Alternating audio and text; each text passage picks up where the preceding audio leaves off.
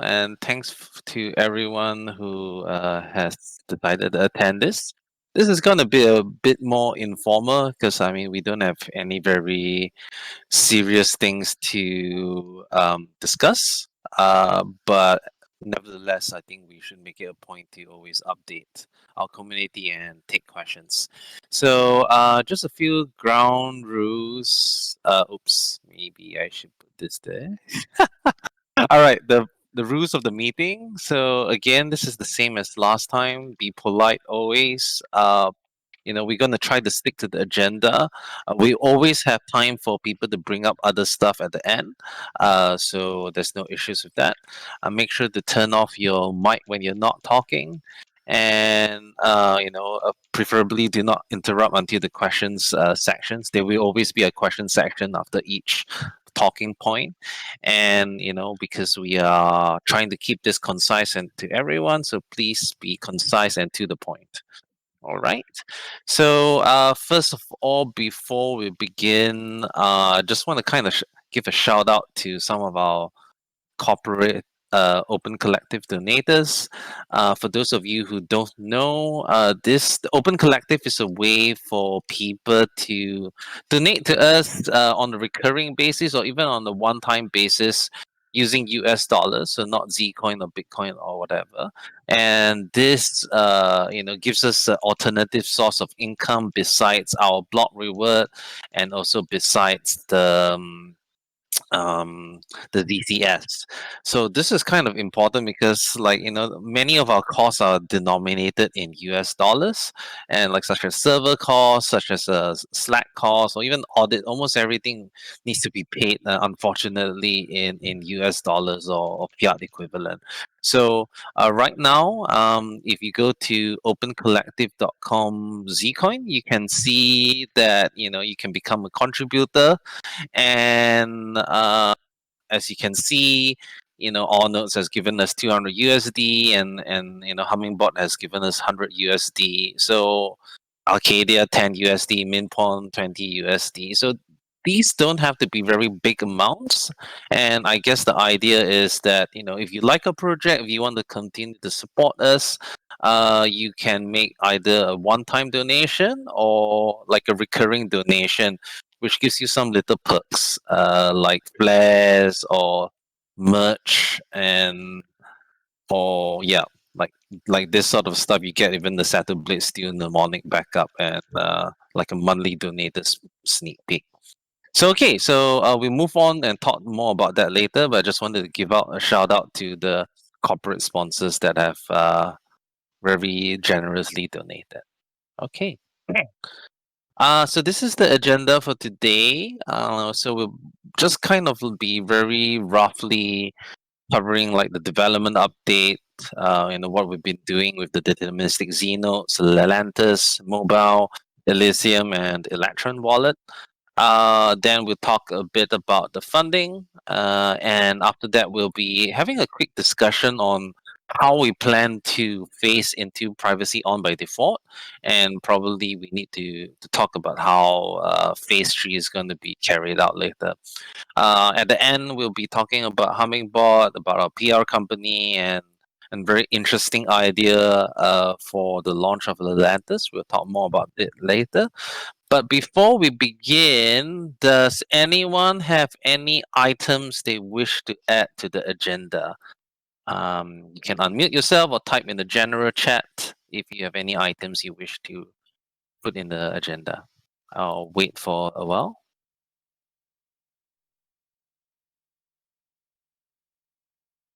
Everyone good? Rosie, you don't have anything to bring up, right? Do you? I got nothing. Sorry. Okay, no worries. Okay, great. So anyway, at the end of the meeting, if we have free time, we can definitely cover those. But just an opportunity for anyone to bring up anything. Okay, so first thing, let's deal with development. The first thing that we will be talking about is deterministic Znodes and LLMQ. One of the things, maybe I should click this. Okay, that's better. All right, so we actually originally was meant to release this in the first week of May, which I guess was maybe a bit optimistic. And we ran into lots of little bugs here and there. But thankfully, after 1 month of testing, troubleshooting, we think we're about ready for release. And one of the things that has been quite difficult to kind of test is simulating thousands and thousands of nodes, because with Znodes and LLMQ, certain consensus, certain quorums need at least 400 nodes to work. So that has been quite challenging to test. So we apologize for the delay, but we do intend to release the binaries on our GitHub on Monday, and that means everyone can straight away update. And we'll probably put a more detailed post sometime later in the week, because we want to show it together with the Znode 2 and the Electrum wallet together. So the Znode 2 is the tool that if you want to internet with your Trezor and start Znodes, and the Electrum wallet is the light wallet version that you probably need it to interact with the Ledger Nano. So that should be completed sometime next week. It's actually more or less done, just finishing touches. There's another thing is that we have two wallets now, which is our QT wallet, the one that everyone's used to, and the other one, which is the Electron wallet, which we used to call the Rich GUI wallet. And that will support the new Znode display. That means the new Evo Znodes, and that was work done by Arcadia. This should be more or less complete, but there's some small stuff to take care of, and that should be released sometime next week as well. So just a quick one, there's going to be 3 weeks to update. So everyone should update their binaries within 3 weeks. And once that 3 weeks has elapsed, there's going to be, you can start registering your new Znodes or re-registering your old Znodes. You don't have to move your 1000 Zcoin or anything like that. It's just a new registration process. And I think Nua has done a guide on that, and I think it's recently we posted something on the blog again, and we'll keep you posted. After that, so the registration is just a registration. There is no like, you don't start getting rewards with the new, you don't get double rewards. You're still going to be paid in accordance with the old Znode system. So it's just matter of like getting into the queue and registering it first. Then after 3 weeks, once that registration period has elapsed, then only their legacy Znodes will be dropped off, and only the Znodes that actually have been registered during this 3-week period would be active, and payments would be made using the new deterministic Znode system. So yeah, I know that may seem a bit like complicated, but does anyone have any questions? Yes. Yep. So in this 3-week period, will there be communication with the masternode hosting providers and third-party providers? And will action be needed for the people that have hosting through those providers in order to upgrade their nodes? So the first of all, I mean, we're in touch, of course, with the major Znode pools. I think the biggest one is All Nodes, and he's already ready to go on Monday. There are a lot of other smaller ones which I'm not exactly sure how to get in contact with them, but basically, yes, they would need the update. We'll send out a more notification to them, but hopefully, they're also keeping track of all our official notification channels as well. Now, on the user side, there is work that needs to be done on the user side, because the operator cannot register your new Znodes for you. You have to do that yourself. But once you do that, then you actually there are functions that you can say, okay, next time in the future, my Znode provider can start it for me. They wouldn't have full control, but they would have certain amounts of control that would kind of automate and prevent the user having to start their Znode themselves. So yeah, definitely we'll once we have the binaries out, we'll be actively pushing all the Znode providers. But we definitely know all nodes and PDA base are on board, and I guess definitely Stang as well. Does that answer your question? Yes. Yes, For Dave. for registering, is our part just downloading new wallet and then like what's that process like? First of all, AJ, not AJ, Nuwa, can you share the link for the GitHub wiki that you created? And we'll probably have a more nicer guide for this soon. But basically, it's not just updating the wallet. You actually have to, well, update the wallet first, and then after that, you need to generate some new keys and create a special transaction to do it. And I think Nuwa has just shared that link there. So we're of course trying to get this the easiest way that we can be done, and obviously we wanted it to be as easy as possible. But because we are based off the Dash model, and the system isn't that intuitive, but hopefully this would explain it, and we'll have our support guys AJ and Nuwa and anyone else to help guide people through this process. But we are still seeking feedback from this GitHub link, and probably we might show maybe a video or something once we have some time. Does that answer your question? Yeah, that does. Appreciate it. Okay. Does anyone have any other questions? Please note that you cannot register immediately. You have to wait 3 weeks when the projects are being accepted. Yep. Okay. Where's the link to voice, guys? Let me create the invite so that people can join. All right, so let's move on to the next, which is Lelantus integration details. And Lelantus integration details, there's some good news. Okay, all the wallet integration has been done, not tested, just done. Okay, and we are currently finishing the transition code. So the transition code is how to move from Sigma to Lelantus. That should be done sometime in the next couple of days. The other thing is that we the only thing left would be batch verification on sync, and batch verification on sync is actually what it means is that when you start syncing your wallet, it would batch all the Lelantus proofs together so that it doesn't take so long, and that is left to be done. We don't foresee this taking very long, but it's just an item that we need to deal with. Next So slide, after please. all of this, sorry, Next slide. no, I'm on this slide, correct, right? Yeah. Okay, so after that, the code needs to be reviewed internally and audited. Next slide is. I think I'm sharing.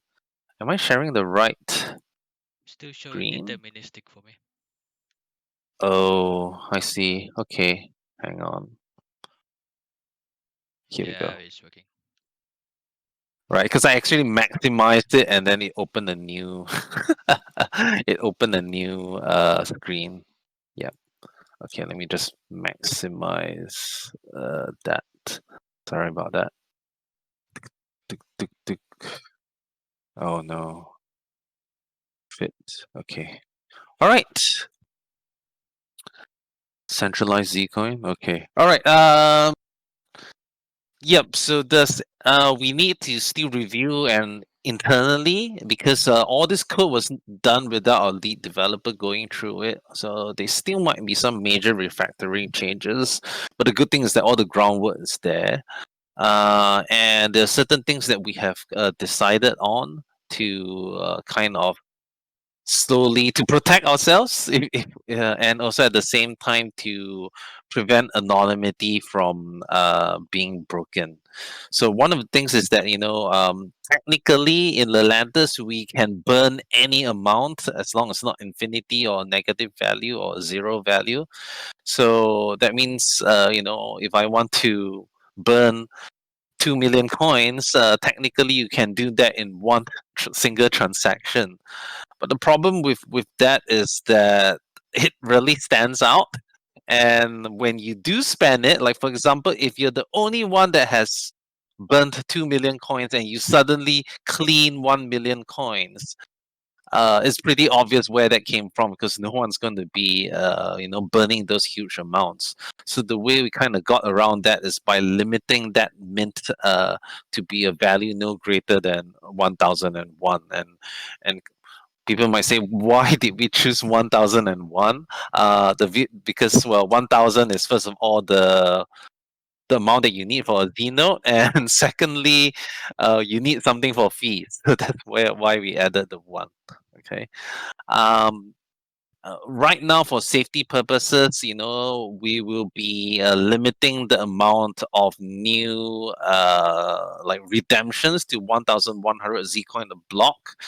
But we will slowly increase it, especially once we have the audits done and all this type of things in place. So we will reevaluate it from time to time. But this is not meant to be a permanent hard cap, not like the 1 megabyte limit in Bitcoin. All right. So this is just a stopgap security measure. And the rest is, we won't allow transactions that are redeeming more than 1001 Zcoin in a single transaction, and the joint split output is something to do with the change. But yeah. So okay. Anyway, does anyone have any questions on this? So the TLDR version is that we have almost completed the code, or at least the beta implementation of Lelantus, but it still needs a lot of testing, refactoring, audits, and all of that. Okay. If no one has questions, I'll be moving on to funding. So I don't really have slides for the rest, because some of this have actually been kind of last minute. So I'll just probably stick to the agenda. Let me share another screen. Okay, can you see when I switch to this? Yes. Yes, you can. Okay, great. So the first thing is that we already talked about the open collective, and the great thing, I just wanted to sort of give a bit more detail. The open collective means that we don't have to have a bank account. We don't have to have anything, and all it does is that as I make claims, like for example, I put the Slack hosting, I put in my invoice, everyone can take a look at it, and then I can claim it from the donations there. So everything, all the expenditure on Open Collective is totally transparent. So you know that I'm not buying a Lambo or throwing a crazy party with it. Um, and and it goes directly into any bank account that we want it. So let's say if I pay from it with my own credit card, I'm going to get reimbursed directly. So you can see all the contributors here. And one really cool thing is that some even competing projects that have taken our code have made some small contributions as well, and even some of our team members. So that's pretty cool. Does anyone have any questions on this? We'll probably be going out with like a blog post and like a push for more people to contribute to this. And I know I'm a bit behind on this merch sendouts, especially during Corona, but we'll get them to you soon. Okay. Does anyone have any questions on that? Nope. Okay. Oh, yep. Did someone want to say something? Yeah. Will you be creating a goal on Open Collective for the Trail of Bits stuff? Yeah, I mean, I was thinking of that, but then, like, realistically, do you think we'll get there? I guess no harm to do it, right? Right, if you want to raise $64,000 on Open Collective. And one of the things that is not so great about Open Collective is that when you raise money here, Open Collective takes 10%, and because basically you do all the accounting and everything and all is is what makes Open Collective profitable for them. So I have no issues with like putting a goal on Open Collective, but maybe I'll put it a bit higher to cover the 10% fee. But how do you think that I should do it? Because there's also an overlap with the ZCS item.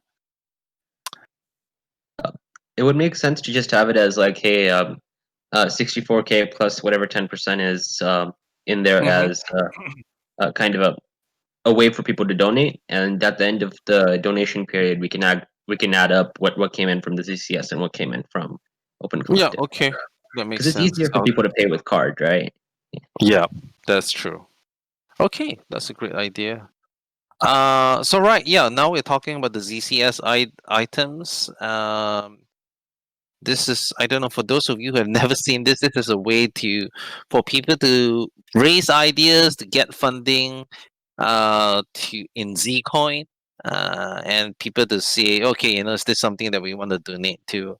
Now, some of you may ask, like, why do we need this, right? And the idea is that obviously, a centralized development block reward that we have been enjoying may not be sustainable in the long term. It has to be funded by the community, right? We don't want to have a dev team that is always calling all the shots. And certain items because if you've seen in the last meeting, we capped our expenses, not expenses, or rather, we capped the amount that the dev team can receive to $100,000 a month. And when you think about it, when you compare to other projects our size, that's really not a lot of money, especially once you start factoring in audits that can cost 100K USD in itself or more. And when you think about like really top tier developers cost in between like 7 to 15K a month. So we really don't have that much leeway. And especially when you start talking about travel to conferences and stuff like that, that amount of money doesn't go very far. So the idea of the ZCS is also to assist with things like that. Because obviously we can give ourselves like a very hefty, like huge amount of money, but that's kind of against the spirit of decentralization. Now for the ideas stage, so anyone can post to this idea stage, right? All they need to do is submit an idea, and anyone can say that I want to raise some money, I have this idea, I want some money for it, what do you guys think? So you see there's a couple here. There's a Bangladesh community manager that's asking for some money. You can see it here. He's asking for, well, he's not very detailed in his. He's asking for 30 Zcoin a month. Okay, and no one has commented on it yet. All right. Again, there's also a Pakistani community manager that's asking for some money as well, and he's asking for 60 Zcoin a month. But this is like a one-time thing, right? There's African community, and there is a BTC Pay server proposal as well that has been outstanding for quite a long time. But we can talk about that later. So the all these, like, they kind of failed to get much interest, so probably it might just stay there for a few months before we take it down. But if people are interested in contributing to it, then they can comment directly and give their proposal. So you like can see in this particular one, Mike is asking some questions, and before we decide whether this is something that would gain enough support to be funded, right? So this is the first stage. The second stage is that once we have some discussion, there seems some community consensus as to, like, look, this thing is likely to get funding. We move it into the funding required model. And currently we have 3 items. Actually, this one's, we kind of funded it from the core team ourselves. So this will need to be cleared up. Okay. But the rest, like the Flare Wallet mobile desktop integration or the Lelantus code audit, these are stuff that are ready to be funded, or rather, like, asking for contributors. So you can take a look here. Lelantus code audit, you can contribute directly, donate Zcoin to there. Now, this is all done anonymously, but we said that if people are interested in they want a shout out, yeah, we'll definitely give a shout out. We'll definitely give credits, especially maybe in the audit report itself, and in blog posts and stuff like that. We'll be happy to do that. And as you can see, we're trying to raise quite a bit of money here, which is roughly around 64,000 US dollars. And we've gotten several quotes from Trailbits, Smart Deck, and there's actually one other firm called Gotham Digital that came recommended as well, which we are seeking feedback for, and hopefully would have a quote sometime in 1 week's time. And we'll probably talk more about this later. But please make sure that first of all, comment on ideas. If you think it's a good idea, it's a bad idea, comment. And if you have something that you said that, oh yeah, this is really interesting, I would fund it, please do donate generously. Okay, and we'll talk more about the Lelantus code audit in a bit. Oh, actually, we can talk about it now. All right. Does anyone have any questions on the ZCS currently?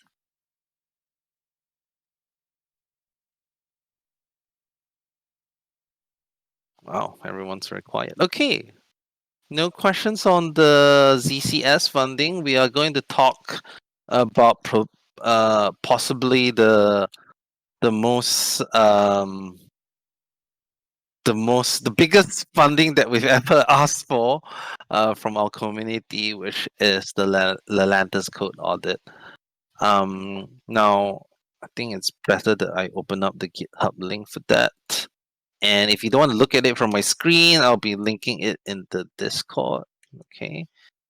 And as you can see, it's really important to do an audit because, first of all, it's not going to be like a catch-all, right?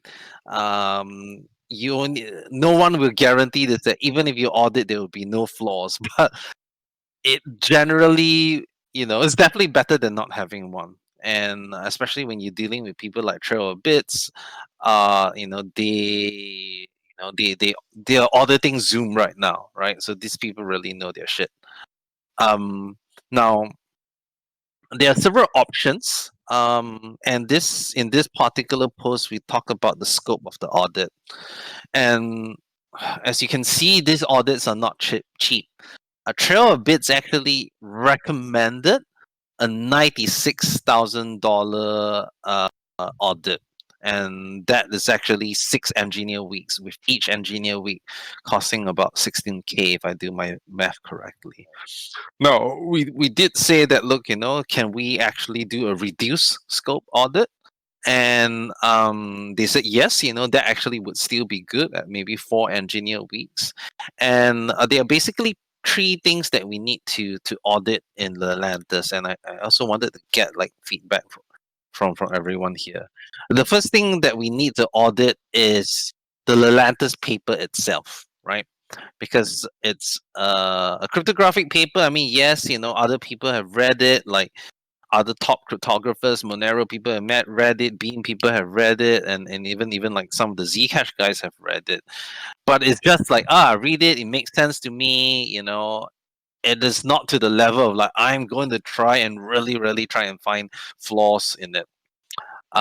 We have an independent researcher called Unset that's also been looking at it, so that's really good.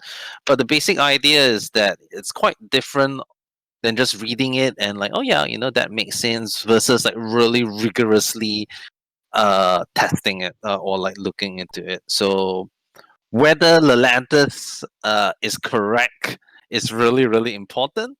We are actually pretty confident about it because we have done all the security proofs, but it doesn't hurt to get an outside opinion on that. So that's the first. I never met auditor with empty report. Okay, so the first thing is that audit the science, the math itself. The second thing to audit was is the correctness of the implementation of the protocol. So let's say if we assume the paper is correct, is our cryptographic library, is our code correctly implementing what we say in the paper? That's the second thing that needs to be audited. And the third thing that needs to be audited is the wallet implementation, not just the cryptographic library, but every little single portion of the wallet that uses the Lelantus functions. So all three of this would be a complete audit, and that would probably cost 96,000 US dollars. And but now we are trying to say, oh, maybe we pick 2 out of 3, or we go with like a cheaper company for maybe the wallet implementation, or kind of like mix and match, right? Obviously, if we have money was not a concern, it would just make sense to go for the 96K proposal. All right. Now we've received two proposals. Smart DAC did the audit for Green Plus Plus wallet, did the audit for Beam as well. And I heard some good things from them, but also some people actually said that they're mostly just checking, like, okay, the code quality, like the more obvious things. Like it's just more like a general audit. And you can take a look at how the Green Plus Plus audit looks like. It would not cover the cryptography. It would just maybe check to say, okay, have we implement the protocol correctly? So this is item 2 and item 3 that I was talking about, the 3 things that need to be audited. And their audit is actually much cheaper because they're not auditing the cryptography. They are proposing something like 17,500 US dollars, which is a whole lot cheaper. I think 5 times cheaper. Yeah. But it is done by one senior guy. This is a guy called Lelantus Privacy. And most people say that if you want to make sure that your code does not have inflation bars or cryptographic flaw, maybe this is not the right proposal, although it would help a lot, especially if we cannot raise enough. The Trail of Bits proposal is much more complete. It can cover all 3 items, but they are quite flexible in how we mix and match, right? Like if we want more time the Lelantus paper and maybe less time on the wallet implementation, that is all possible. So they have they are basically proposing the minimum would be 2 weeks, which would be 32K. Something kind of like in between 64K, and of course the most holistic one would be 96K. Currently we are sort of aiming for 64K, which would at least maybe cover the paper and the correctness of our implementation of Lelantus, and maybe the wallet we can do it later. But this is something that it's quite tough for us, and we've reached out to our seed investors as well to see whether they can contribute to this audit. And we've actually gone through quite a lot of these people and gotten reviews of this thing, and even like we talked to Lease Authority and all this sort of stuff. So yeah, I think this is kind of like the narrow list. The only people I'm waiting for is Gotham Digital. All right. So there's a lot of feedback here, which is great, and I've also given like option A, option B.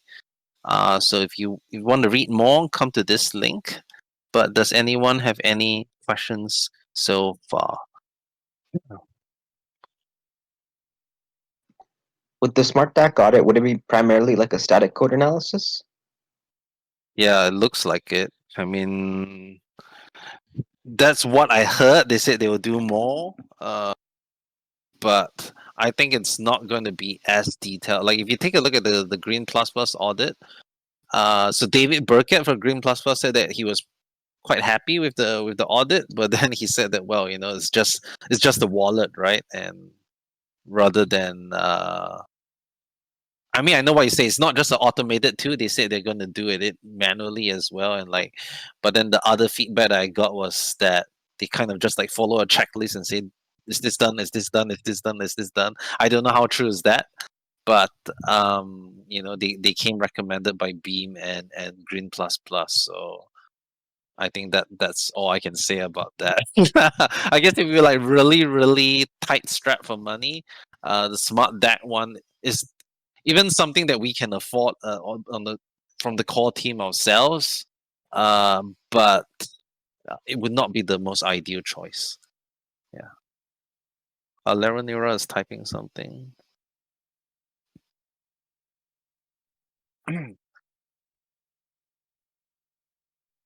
So obviously, if Zcoin's price goes up, there are actually a lot of other stuff that needs to be audited. Like maybe let's say if we go for the 64K audit, right, and somehow the Zcoin price goes up and you contribute, we might just deploy that to go for the 96K one. So the money would not be wasted. I don't know. Leronira's mic seems to be on, but I'm not sure. Is he typing something? Okay. Maybe Rasik, you can take a look at the Green Plus Plus audit and you can let me know what you think of it. Yeah, I've actually read through the Green Plus Plus audit. It's pretty good. Can you guys still hear me? Yep. I feel Yep. like- Okay, cool. Sorry, I'm unused to push to talk. So yeah, on it seems like a lot of static code analysis, which is something that I'm kind of wary of because I don't know if you guys, I know that the general public may not know this, but Arcadia is, in terms of our software development company, we've had to deal with a lot of auditors, and one thing that we see an unfortunate trend of is a lot of static code analysis, not enough like actual holistic review of the code, and it leads to issues where it's like if the machine doesn't see it and if the checklist doesn't see it, then it doesn't exist. Yep.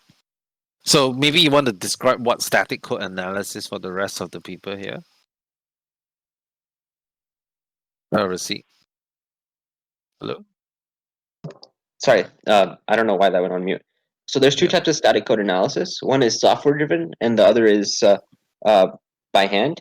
Static code analysis is basically where when it's done by an automated software, you're just sticking the code into a piece of software and configuring it to say, "Hey, look for issues that exist that we've seen before, or match a certain type of pattern," and just scan the code base and output a PDF for me.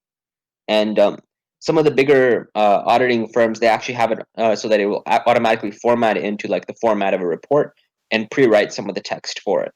So a lot of the time with some of these bigger auditing firms, you're just getting something that someone chucked into an auditing software and got outputted in like 10-20 minutes for static code automatically. But then when it's done by hand, it's not as bad. You're looking for specific patterns and specific things that in the code that may lead to issues. Now, I guess. Yeah. Go on. Sorry. Continue. no problem. It's but the one thing that I would like to point out is that I'd say we've had audits where going upwards of $40,000 to $50,000, where companies have just chucked it into the static code analysis software, and it's been like audits from like big name firms. So I'm pretty wary in terms of this space. Yep. I mean, I guess the idea is that obviously the quality of the static code analysis also depends on the firm that you engage. But like for example, like from what I hear from Cheryl Bits, it's like they are not just doing. It's like hand in hand, right? Yes, they have the static code analysis, but they have also people that actually really like dig into it and try to understand it. I guess the difference is that am I going to just like plug it into some machine and look for bugs, and like these are more like general type of bugs, or am I going to actually like look through the code and really understand it? And I guess that's the difference. Correct me if I'm wrong, Rasi. Yeah. Okay. All right. So, does anyone have any feedback on this? I mean, obviously, I'm a bit biased. I would prefer the Trail of Bits one, but I would appreciate people commenting if anyone has any comments. Okay, I just wanted to ask, does the difference in between the 90K one and the 64K one, where in the 90K one with more, they're going to look through the code and actually try to understand it, and the 64 one is instead of sort of plugging in other things, or a little bit. Oh yeah, okay. So I think your mic wasn't very clear, but if I understand it correctly, the 64K one, your question is that what's the difference between the 64 and the 96K one, right? So earlier I talked about the three things that they will audit, right? Which is the paper correctness, whether we implemented the paper correctly, and the wallet implementation itself. Now, they think that 96K will be able to cover three of this pretty comprehensively. A 64K one will be like two and maybe like whatever time they can fit into the last one. So we can say like focus on the paper, focus on the cryptographic the library, and if you still have enough time, look what you can through the last remaining item. So I guess that's the difference. I would probably not say like look everything on a very cursory level. I think that's not what we want. We'll probably say like okay, look at the implement the cryptographic library implementation and the wallet implementation very deeply, but maybe just go through the paper to see like if there's any obvious things that stand out. And I guess that's the difference between a 64K and a 96K audit. A 96K audit will be detailed for all three items. A 64K is more like 2 out of 3. Yeah, with a little bit plus plus. Oh, cool. Like, I understand better now. Okay. Right. The time frames, receipt. So if I'm not mistaken, I have to look at the smart deck one. I think they were talking about 1 month. The Trail of Bits one is like anything between 2 weeks to 1 month, because it wouldn't be just one person on it. I think there may be like 2 or 3 people on it, and some of them are with the cryptographic background. So yeah, that's also another benefit of the Trail of Bits proposal, that you're not just getting one set of eyes on it. Okay, does anyone have any questions on this? Okay, guess not. What was the next item? All right, now we're gonna be talking about privacy on by default. This is something that's quite important. We're probably not gonna reach a decision very quickly, but I just wanted to sort of explain what is our reasoning behind this, and maybe start opening up a discussion on this. So one of the things with that has been criticized about Zcash and Zcoin is that we don't have privacy on by default, meaning that there's a transparent layer that's like something that's like traceable exactly like Bitcoin, and then there's this privacy layer that you can opt in. Previously, it was not actually really possible to do privacy on by default, because the way the way that zero coin was designed was meant to work in the Bitcoin model, and at the same time it wasn't very efficient enough to have privacy on by default in zero coin. Sigma kind of falls in that category as well, because each you need to mint and spend in fixed denominations. So like that resulted in lots and lots of proofs, and it's kind of similar to zero coin.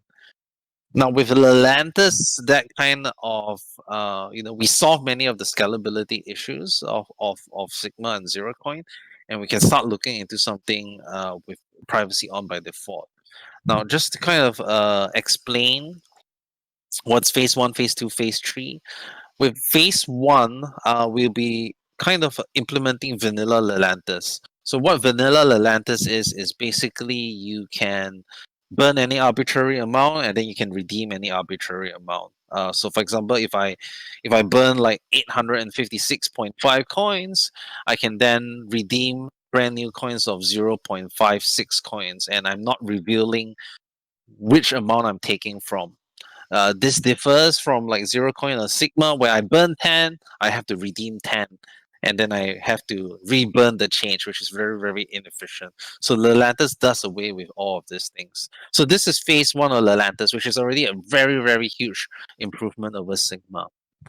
But it is still not perfect because amounts are still reviewed. Like, I can see that this person is receiving 76 coins or so, and some people say that that's too much data that I should be putting on the blockchain, especially the really big payments. They can stand out. The second phase is what deals with this, is what we call direct anonymous payments. And what this allows it to do is, that means I can, instead of having to burn and then redeem, I can burn my coins and then I can pass that right to redeem. I can pass that right to redeem to someone else. So that means if I burn 876 coins, I can even pass the right to redeem of 32 coins, to part of it to someone else. So what that means is that the sender is hidden, the amounts are hidden. So it's very, very, very high anonymity. But it would need a new addressing system. So that means you would have your Zcoin addresses, and then maybe you have Lelantus addresses, similar to Zcash, where you have your transparent addresses and your Z addresses. And that's kind of phase two.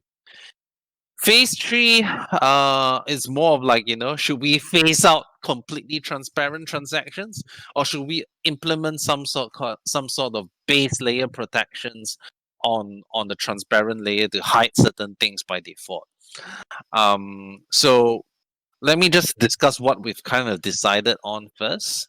Okay, I don't know what's Master Netherwhite talking. We hope to begin audit in July and code. If you have a question, let us know on that. I don't think it's even in the voice chat, but okay. All right, so we're talking about phase one Lelantus. So we are aiming at privacy opt out rather than privacy opt in, and that means that all the wallets that you download from us, the official Qt wallets or the Electron wallets, whenever you receive any sort of funds, it will ask you for the password, and you will automatically anonymize these coins using Lelantus. So that would increase the anonymity set significantly compared to the current model, whereby someone has to actively say, "Oh yeah, I want to anonymize," right? And hopefully, we'll see how this goes along. But this means that we don't break any existing functionality with exchanges. We don't break any existing functionality with wallets that don't support the Lelantus transactions. And I think this is a good first start, which will hopefully bring up our Zcoin private transactions to 30% or 40% of the network. I'm hoping, right? We're just making a guess there. With phase two, it means that once we have a new type of addressing system, maybe we will want to say that everything by default uses the new addressing system, which is the Lelantus address. But that means that we still have the kind of retained support for exchanges that don't support this and wallets that don't support this. So it's almost similar to phase one, but it's quite clear that we can really more actively push. Let's use the new Lelantus addressing system and encourage direct anonymous payments rather than having people to redeem stuff like that. And phase three is the thing that, should we move to pure privacy on by default? That means we are just going to allow direct anonymous payments. There is no more transparent layer. There's no more burning and redeeming. Everything is just direct anonymous payments in Lelantus, which gives very, very high level of privacy, but kind of less scalability, because the private transactions are much more computationally intensive to verify and create. And at the same time, it might pose adoption issues, because one of the benefits of retaining that Bitcoin core is that it makes it very easy for third parties to integrate us, right? Like exchanges like, oh yeah, I support a Bitcoin core. Oh, I have this integration. I'm already supporting Bitcoin. I can support Zcoin as well. And I think this is something not to be underestimated. Like Monero, if you take a look, like Monero with its entire system actually struggled a lot to get to usability and a lot of exchanges and tools and stuff. Obviously they have a head start, but they can actually be considered laggards in terms of tools and wallets that are adopting them. Only recently, when they're like a top 10 coin, then it makes sense for people to develop custom tools for them. And I don't think Zcoin is at that level yet. So first of all, any questions on all of this? Does anyone have any comments that they would like to give?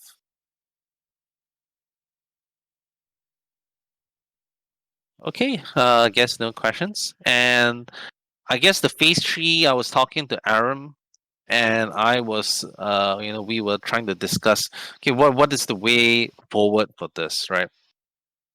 And one of the things that we were talking about is whether we should enable confidential transaction on the base layer.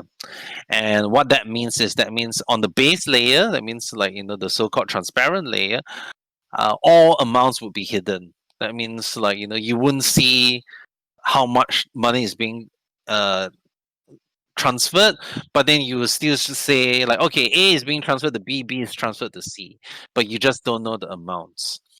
And then you have Lelantus, which then you can use it to break the links between transactions, so that you don't even know that A is sent to B. You just see B is receiving some money, right? And that's maybe a huge improvement in privacy. That kind of cuts a balance between scalability and like ease of adoption, and at the same time while having a high level of privacy.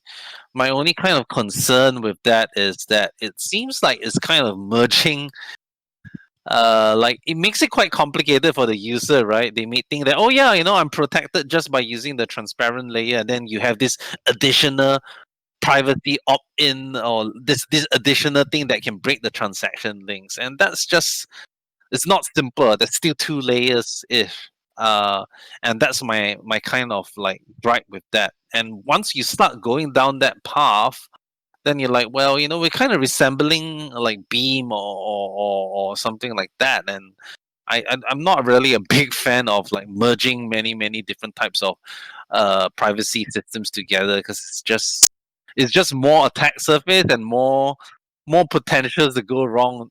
Not maybe on the cryptographic standpoint, but like metadata and all this sort of things. It just makes sense to just concentrate on one like good privacy system rather than hodgepodging a few.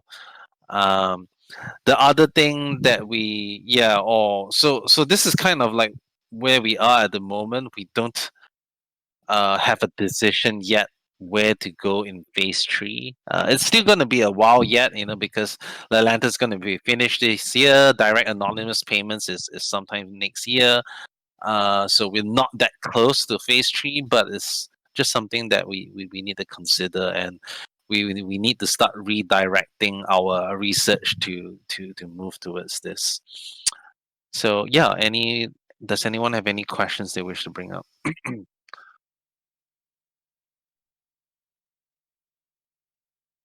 Okay.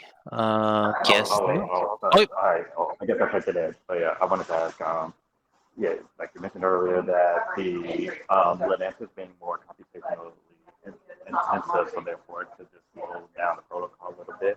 Wouldn't that be kind of balanced out by the use of, sorry, it's loud around here, with chain locks and InstaSync?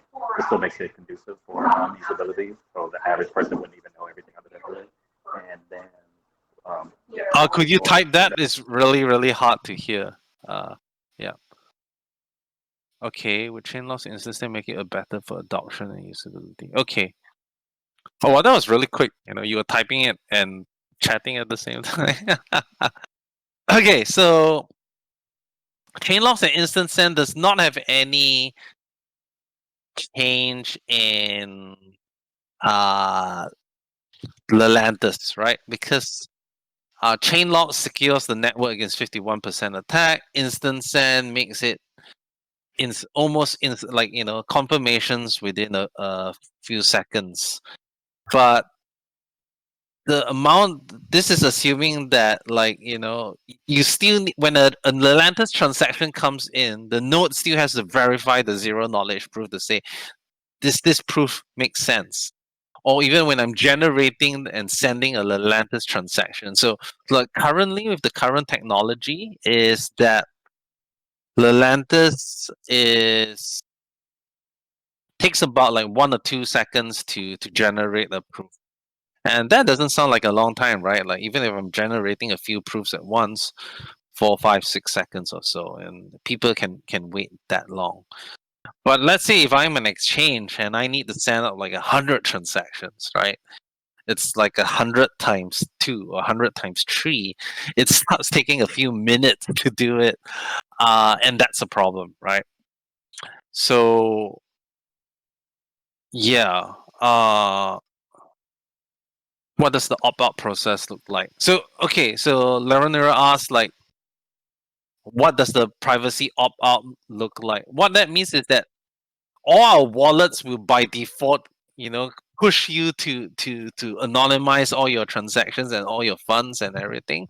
But if you want to dig into the settings and turn something off, yeah, that still works. If you're an exchange and don't want to do any of these transactions, but you can still accept those clean coins, yep, you can do that.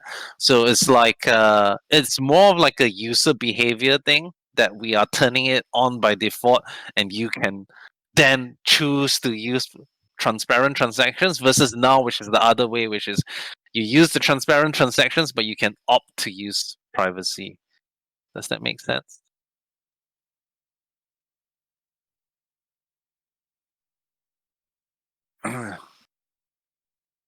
Yeah, right. So I mean, like we're trying to change the user behavior by sort of enforcing it on the wallet level first. It isn't actually a consensus change. It's more of like we really want to increase that pool of anonymity, and we can do that on a wallet level. And we think that's a good intermediate step.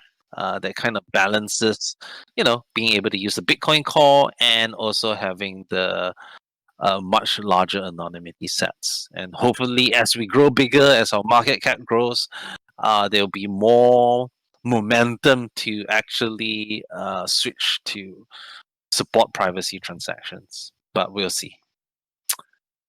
Okay. All right. Does anyone else have any questions on this? If not, we'll move to the miscellaneous stuff. We are hitting the 1 hour mark, so we still have some time. Okay, all right. Larry is asking a question. Would it also be private, for example? Yeah, so if you send funds from Core Wallet to Coinomi, what that looks like is that it'll be basically like a Lelantus span or like a Sigma span. So Coinomi sees it and it will accept it, but it will not know, like it does not know, okay, which address did these funds come from? So the funds are effectively anonymized when you're sending it to Coinomi. When from Koinomi to an exchange, there's no protection whatsoever because it's just like Bitcoin at that level. But it means that when Koinomi has received it, it's anonymous. And then if you send it all out to an exchange again, then well, they are only seeing part of the picture, right? So 24/7 is writing a question. By the way, we are working. I forgot to update with Edge Wallet. There were some delays. We managed to complete all the code for the Android and iOS, and we had a very long call with them that was reviewing the pull request. They had some comments, and we should be completing that sometime next week to resolve all these comments, and hopefully, Edge will approve it, and we will have a privacy on by default mobile wallet. Yeah. That's pretty exciting. The bad thing is that we this was meant to launch much earlier this year, and now Lelantus is coming. So, yeah, a lot of the work not that has to be redone, but like we will need to modify the stuff to work with Lelantus as well.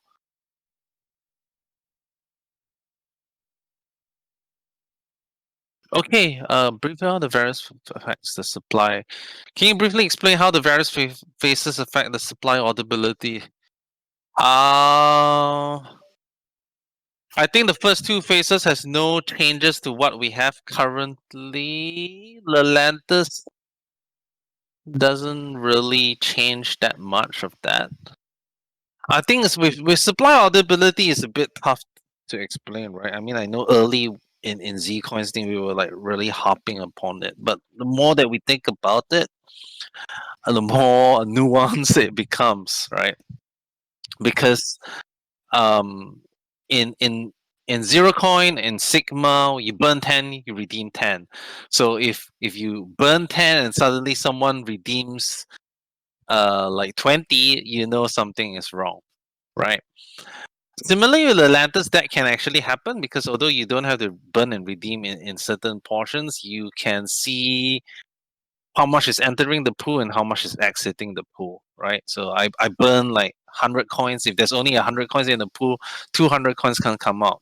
But if there is a flaw, it still means that my damage is basically everything in the pool, which makes it no different than Zcash in that side, right?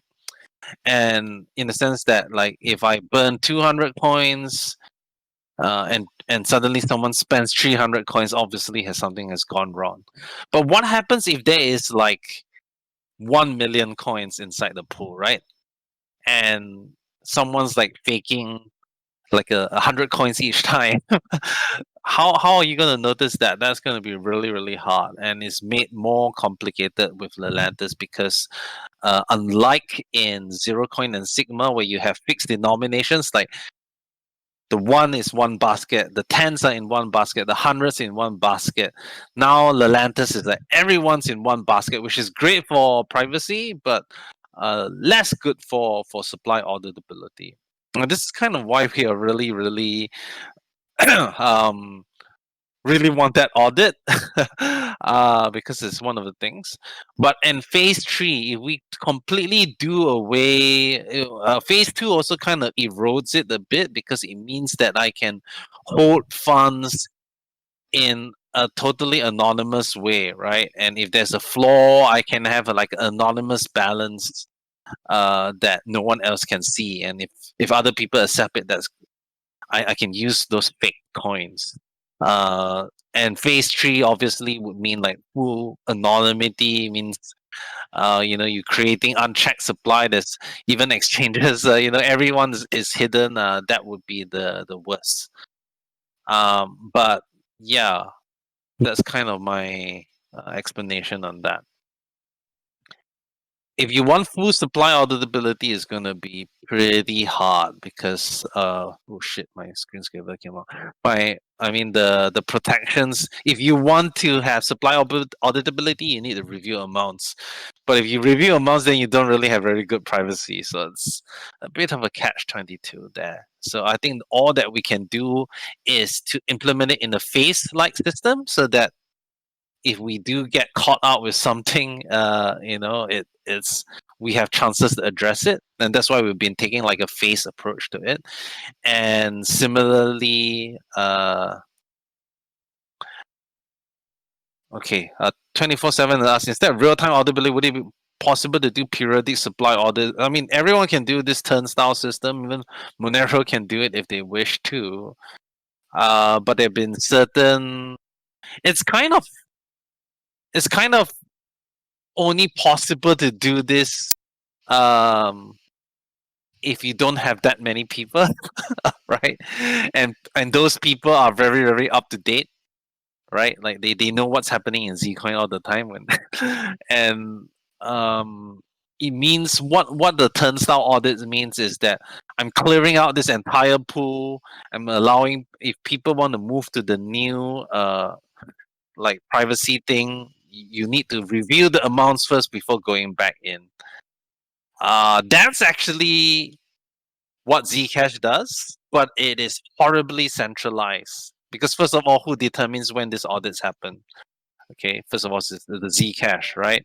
And it also forces people to move away from the old pools and kind of restart that anonymity set again. We might be able to do this because we do have certain, our set kind of restarts every 64,000. So that is something that we can consider, but it is not, you have auditability at the cost of privacy and expecting users to be worried about having their funds in the shielded supply. So that's also a big concern as well.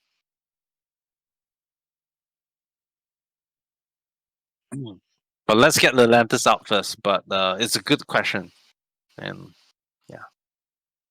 Okay, so the last few things, which would be the miscellaneous stuff.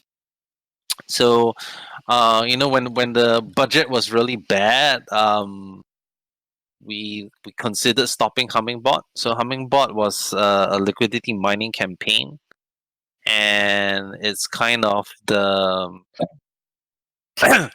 it's kind of like a alternative to market makers. So market makers typically, professional market makers typically cost about 5,000 to 15,000 or even 25,000 US dollars per month. And at the peak of the ICO mania, maybe even 50,000 US dollars a month. And that's just their fees. Their fees only. You have to provide inventory to them. What that means is that I need to provide some Bitcoin, I need to provide some Zcoin, or whatever pairs that I want them to support. Now, as you can see, that's really, really expensive. And obviously, in this more depressed market state, market makers have been bringing down their prices to anything to $4,000 to $7,000 or so. But the difference is that you still have to give them inventory, and to make sort of like a meaningful impact. Like let's say I will probably need at least 60, 70K US dollars locked up as inventory for market making, which really ties up our resources, right? Always, what's the point I pay a market maker to make my market, but I don't give them any funds to make with, right? So there's that cost there. Hummingbot is another way to do it. It's around the same price as a market maker, like around 4,000 US dollars or so. But the difference is that instead of that being just a fee, the fee to Hummingbot is probably about like $1,000+. But that additional amount, $3,000 to $4,000, is given to the community for people to run their own bots to provide liquidity to the market. So instead of locking up like 70,000 US dollars of the debt funds in inventory, I'm paying 4,000 US dollars to the community to say, you provide the inventory and I'll pay you. And you can earn a certain rewards from doing it. And theoretically that actually makes a lot of sense. And so far we've been quite happy with the response, but I do think that Hummingbot is also rapidly improving their product and growing the community. But I would encourage for members who do want to earn a little bit of money on the side, to maybe run a bot and maybe earn like for me, when I run it, I earn like a couple of hundred US dollars a week, which is pretty good. But that's at a bigger size. But if you want to earn like 10, 20 US dollars a month, a week, I think that's very, very doable and it's quite fun to do. Okay. So we are continuing with this. We have not committed to them for a very, very long period. And it's just on a month-to-month basis. So if needed, we can discontinue this Hummingbot at any time. We've also decided to support the Ethereum pair and the BNB pair. So previously we were only supporting the Bitcoin pair and the USDD pair. Now we've shifted the campaign to support the USDD pair, the F pair, and the BNB pair. And the reason why is that if you taken a look, is that Binance is actively delisting BNB and Ethereum pairs. Any pairs that are not performing will be delisted. And that totally makes sense from a Binance standpoint because they want to consolidate liquidity into the exit, like one big pair, and just make a more efficient market. But at the same time, it's like, does it look good to have BNB pair removed, right? I mean, now we have a USDT pair, we have a BTC pair, we have a F pair, and a BNB pair. We would like to keep all of this, so that's why we've kind of redirected our focus on that. When our BTC pair and our is pretty healthy. So, does anyone have any questions on this? Yeah. Like if you take a look, Beam, even though they had like lots of market makers and was actually like they just got they had their BNB pair delisted, which kind of sucks. Yeah. All right, no questions on this. So Ditto PR.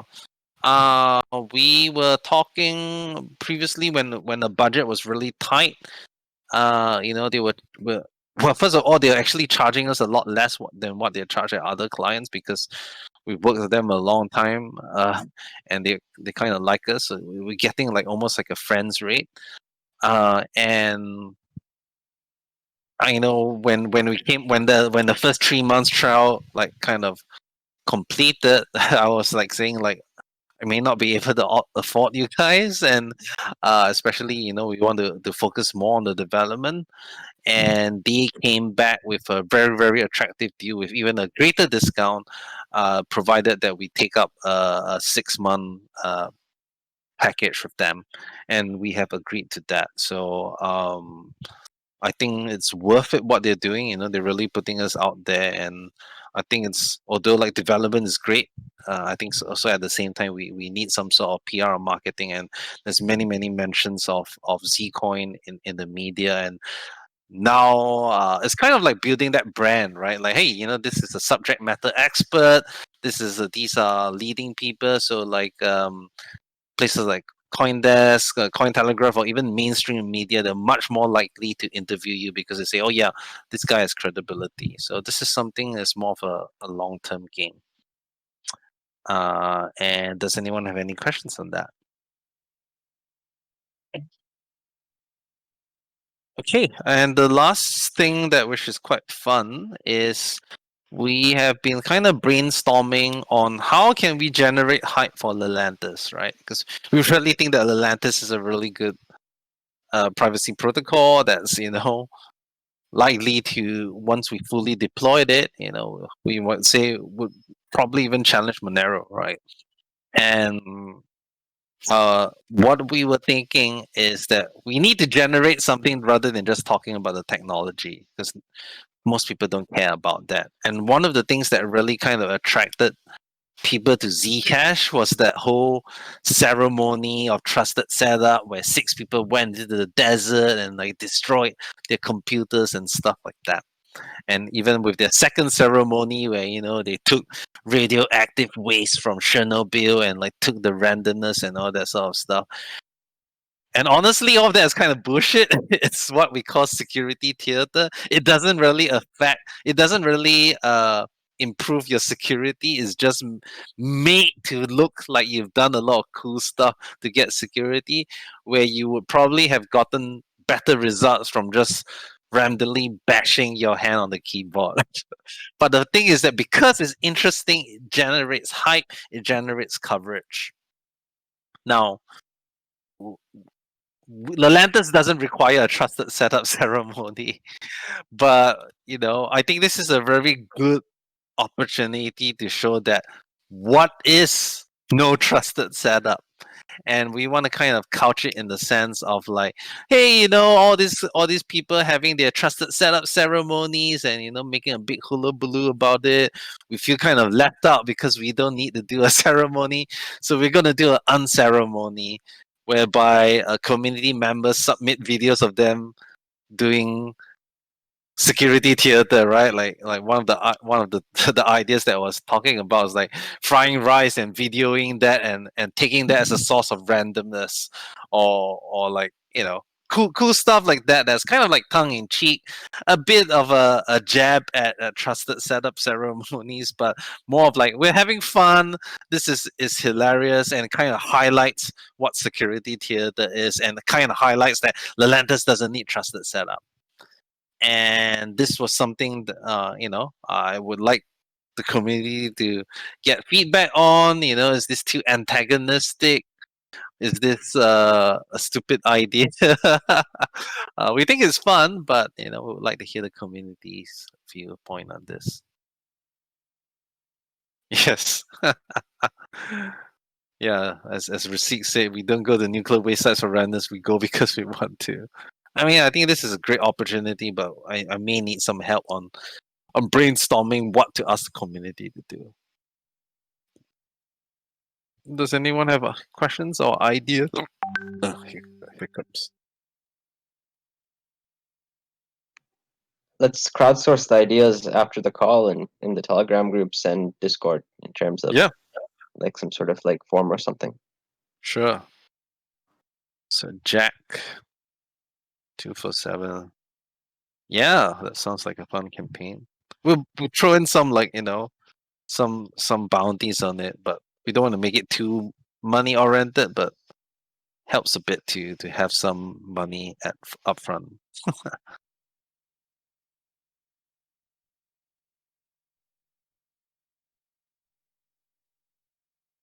It's Jack typing.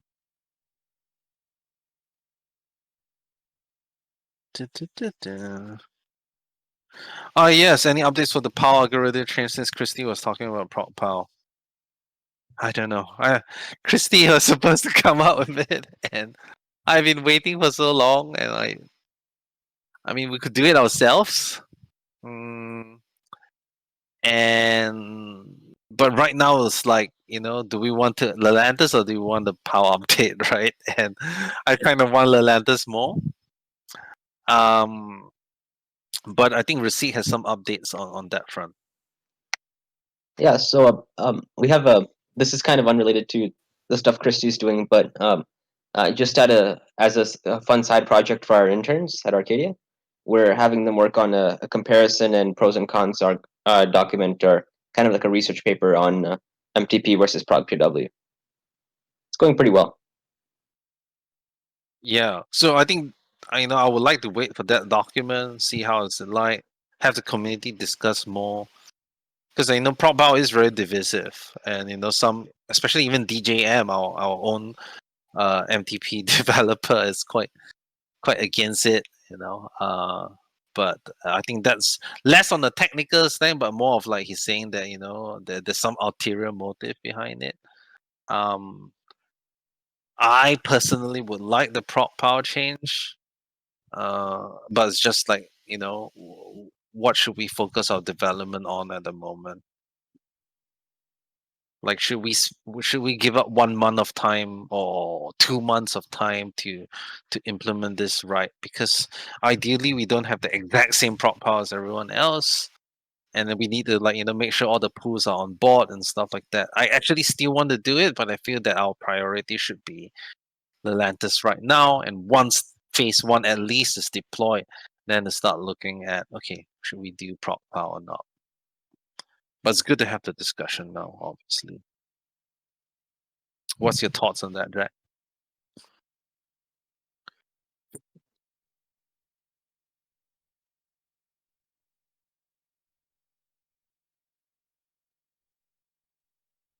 So meanwhile, while we're waiting for Jack to type, is there any other questions or any other stuff that people want to discuss? Is it likely that will happen to change the prop power, or are we unsure at this point? I still think it's likely to happen. I think most of the community members are for it, except a few that think MTP is really good. And I think there's been some like conspiracy as to whether it's done Raven good or not. I'll probably wait for Receipt's report to see that as well. I would say that if if the community is like, yeah, and there's not like significant opposition and prop power, then it's gonna happen. But if there's like a lot of noise and saying like, oh, prop power is like stuff and like that, then maybe we won't. But I really kind of really want to reduce the the proof sizes of MTP, and DJM has actually made some suggestions to modify MTP to reduce the proof sizes by 8 times or not. And while that may sound good in theory, it is also against the creators of MTP's recommendations for ASIC resistance. So then you're like, at this point in time, that is there a point of like weakening MTP for that purpose, and when it kind of defeats the point of it, right? Yeah. I'd like to comment just that it's a little bit difficult as well in terms of looking at like Ravencoin, because the numbers are all funky because of ASICs existing in a prior state, right? So it's like Yep. 30 terahashes before the move to prog PW and 2 terahashes after. Yep. And surprisingly, the cost per 51% attack, if you were counting it as purely GPUs prior to the Scott move to 51, move to prog PW, it was like 82,500 to actually do a 51% attack. But that was just purely with GPUs. I don't know if that counted ASIC prices or not, just using numbers from NiceHash.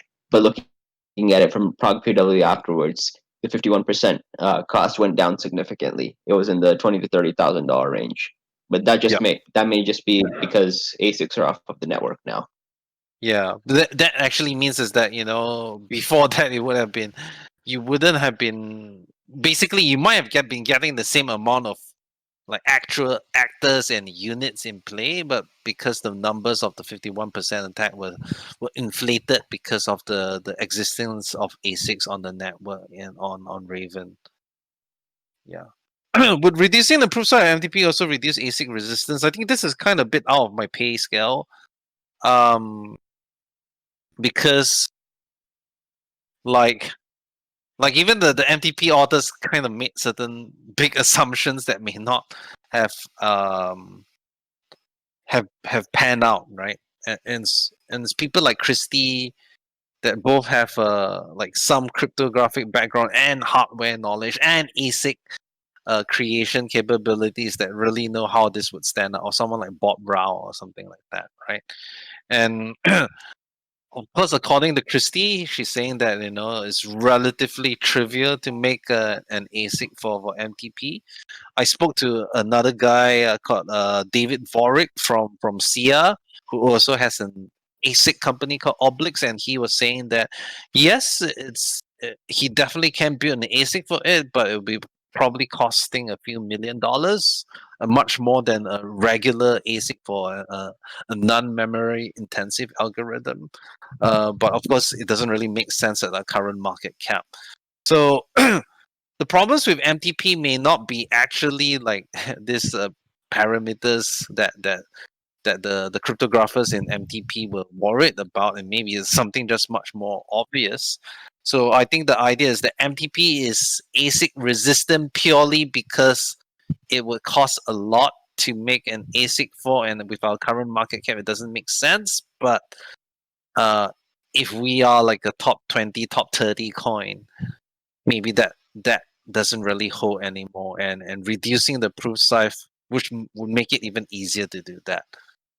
But I don't dare to comment on how much, because I think that's very highly specialized. And I feel that DJM, he's a really good miner developer and everything, but I feel that he may not be the right person to ascertain that, especially when several other experts in the field say that MTP is probably doable, but it's not, especially FPGAs. That's the real worry. I'm more worried about FPGAs than ASICs, because ASICs are like, they kind of like invested in your coin, right? Because once you have an ASIC that can mine MTP, you can't really do anything else. But then if you have an FPGA, they can mine the heck out of you and then just switch to another coin. And I do think that MTP is FPGA-able, but we haven't seen very high evidence of this, because maybe it's just not that much more efficient, and I don't really know how much of reducing that L size that DJM was talking would affect that.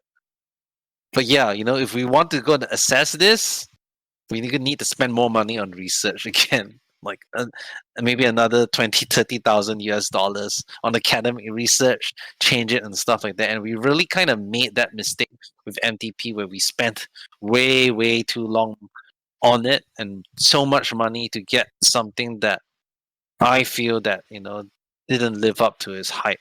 And that's why it just kind of makes sense. Like, oh look, PropPower has gone through audits. It's kind of held up for the moment. It's designed by the right people, and even FPGA manufacturers are like saying, "Oh fuck, that's quite hard to make an ASIC for or FPGA for," and I just think that it's better to go down that path rather than trying to fiddle with MTP. But that's my personal view. David or D Holiday is saying that are we keeping the Zcoin name? I know we were discussing that at one point. I think for this point in time, I think we'll probably be keeping the Zcoin name. I mean, I know there were a lot of suggestions, and Sebastian Bosch was really excited about something like Zypher or stuff like that. But I do think that we are getting a lot more traction now. I don't see many people confusing Zcash and Zcoin now. I may be wrong, and maybe in my own silo, but I see that a lot less, and people don't really talk about us as a Zcash fork anymore. So, maybe it's not a good idea that we start. Yeah. You agree, John? John Smith. Yep. Yeah, Nobody confuses us anymore. yeah. Maybe also because we talk within our own circles, but even during interviews, no one actually talks to me about, "Oh, are you a Zcash fork anymore?" So I think that's good. Okay, so we're approaching the 1.5 hour mark. I'll probably take one or two more questions. If not,